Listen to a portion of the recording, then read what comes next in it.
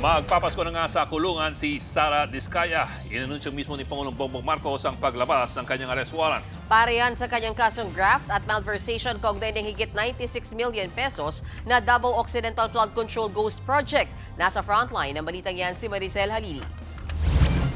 Ang 96.5 million na Ghost Flood Project sa Davao Occidental, naglabas na ng warrant of arrest ang korte laban sa 10 pangunahing sangkot dito sa anomalyang ito. May arrest warrant na laban sa 10 pangunahing sangkot sa flood control project sa Davao Occidental ayon mismo kay Pangulong Bongbong Marcos. Kabilang dyan ang kontratistang si Sara Diskaya na kinasuhan ng graft at malversation.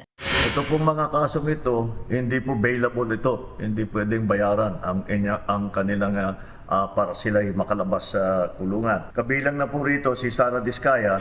Sa kopya ng arrest warrant, non-bailable ang kasong malversation laban kay Diskaya at siyam na iba pa. Bailable naman ang kasong graft sa halagang 90,000 pesos. Kasalukuyang nasa kustudiya ng NBI si Diskaya matapos sumuko kahit wala pa siyang arrest warrant noong 1 linggo. Unang sinabi ng kanyang kampo na kumpleto na ang proyekto sa Davao Occidental at hindi ghost project. Bukod kay Diskaya, 8 DPWH officials ang gusto na ring sumuko. Simula lang po ito at patuloy namin imbestigahan at kakasuhan lahat po ng may kinalaman sa mga iskandalo na nakikita natin sa mga flood control project. At titiyakin po natin na hindi lamang sila ay makakasuhan kundi maibalik ang pera. Ang unang arrest warrant inilabas kasunod ng pangako ng Pangulo na may makukulong sa korupsyon bago magpasko. Nangako rin noon si Ombudsman Boying Remulla na ilalabas ang arrest warrant sa mga malalaking personalidad. Tiyak na darami pa ang pangalang masasangkot sa anomalya sa flood control.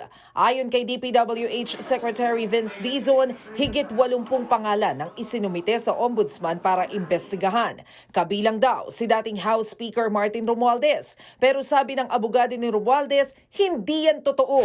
It is not true. We respect due process and will await the Ombudsman to independently evaluate the submissions based on evidence, not press conference soundbites. Wala pang bagong pahayag ang DPWH pero sa Enero, magsusumiti raw ang ahensya at ang Independent Commission for Infrastructure sa Ombudsman ng rekomendasyon kaugnay ng investigasyon naman nila sa flood control project sa Cebu.